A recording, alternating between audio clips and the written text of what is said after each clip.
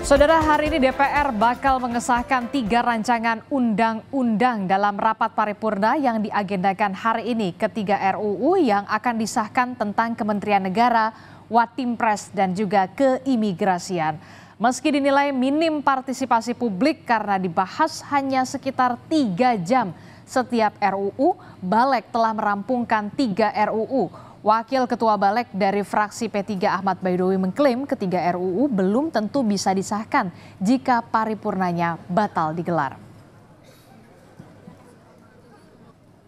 Jadi kita lihat nanti dalam rapat paripurna terdekat ketika pengesahan RUU tentang Watimpres, Kementerian Negara, dan juga keimigrasian.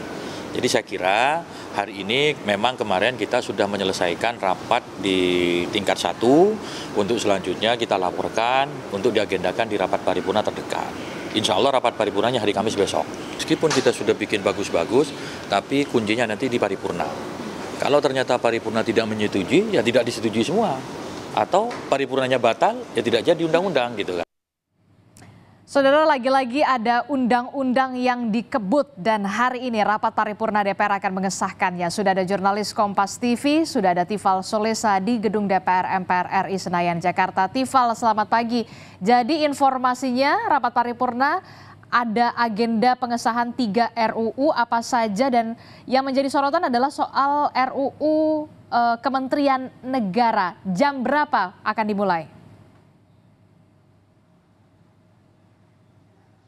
Terjadwal sampai dengan saat ini pukul 9.30 waktu Indonesia Barat, Dewan Perwakilan Rakyat Republik Indonesia akan menggelar rapat paripurna, dan salah satu agendanya berhubungan langsung dengan pengesahan atau pengambilan keputusan di tingkat 2 atas revisi Undang-Undang Kementerian Negara. Sebetulnya untuk rapat paripurna hari ini total ada 7 agenda yang akan diambil keputusannya ataupun dibahas bersama dengan seluruh anggota DPR di lintas komisi dan lintas fraksi.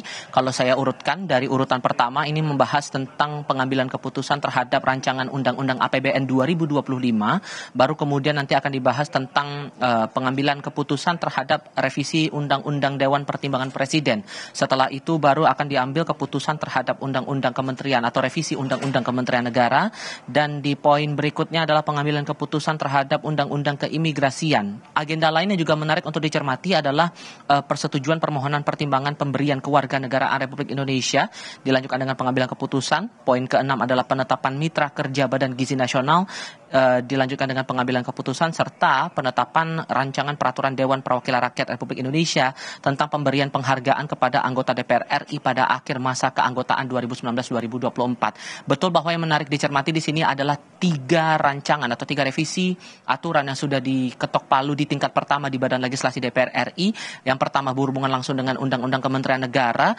Ini menjadi menarik karena tidak ada pembatasan lagi bagi pemerintahan ataupun juga presiden untuk menetapkan jumlah kementerian. Di aturan lama ditetapkan bahwa maksimal untuk kementerian jumlah ada 34 unit. Namun dari hasil revisi di tingkat Badan Legislasi DPR RI, jumlah itu tidak lagi dibatasi dan sepenuhnya diatur ataupun juga ditetapkan oleh pertimbangan presiden yang menjabat saat itu. Itu untuk Kementerian Negara. Kemudian untuk aspek lain adalah Undang-Undang Dewan Pertimbangan Presiden yang menjadi cermatan saya sesungguhnya bagaimana untuk salah satu poin yang menjadi kontroversial adalah soal status terpidana di bawah 5 tahun yang disebut bisa menjadi anggota Dewan Pertimbangan Presiden. Awalnya kami mendapatkan informasi dari pimpinan DPR, Wakil Ketua DPR Sufmi Dasko Ahmad menyatakan bahwa poin itu sudah dicabut. Namun di sisi lain dari Badan Legislasi DPR, dalam hal ini Wakil Ketua Balik DPR RI dari fraksi P3 Ahmad Baidowi menyatakan bahwa itu baru akan diputuskan nanti di momen rapat paripurna hari ini. Apakah poin itu betul dicabut atau justru akan ada perubahan lain? Ini tentu dinamika yang menarik untuk dicermati. Kemudian RUU ketiga adalah rancangan Undang-Undang Keimigrasian. Disebutkan bahwa dalam revisi dari aturan itu tidak lagi mengatur tentang status cegah tangkal atau cekal bagi seseorang yang terlibat dalam proses penyelidikan atau penyidikan kasus hukum, sifatnya masih fleksibel, termasuk juga aturan untuk tidak ada pembatasan penggunaan senjata atau pembawaan senjata bagi pihak tertentu begitu dalam aturan itu. Sejauh mana pengambilan keputusan ini akan diambil oleh DPR RI ini menarik untuk dicermati selama tata tertib DPR ini bisa terpenuhi. Perlu diingat dalam tata tertib DPR setidaknya setengah dari total anggota dewan dan juga setengah dari total fraksi di DPR RI ini harus masuk di dalam ruang rapat paripurna, ikut serta dalam rapat paripurna, barulah kemudian proses dari rapat ini bisa berlanjut lagi untuk diambil momen pengambilan keputusan terhadap aturan-aturan atau revisi terhadap undang-undang yang saya sebutkan tadi di awal. Yang saya cermati sejak saya tiba di sini di Kompleks Parlemen Senayan Jakarta di pukul 8.30 waktu Indonesia bagian Barat belum ada tanda-tanda dari anggota Dewan datang, sehingga tampaknya beberapa saat lagi kita akan melihat jajaran anggota DPR akan tiba di dalam ruang rapat paripurna atau setidaknya di Gedung Nusantara 2 ini untuk kita lihat sejauh mana proses pengambilan keputusan ini akan diambil. Kira-kira kurang dari 10 menit dari sekarang, Adisti. Oke, kita akan tunggu bagaimana rapat paripurna yang ada 7 agenda, salah satunya adalah 3 pengesahan revisi undang-undang. Yang kemudian menarik untuk kita simak adalah soal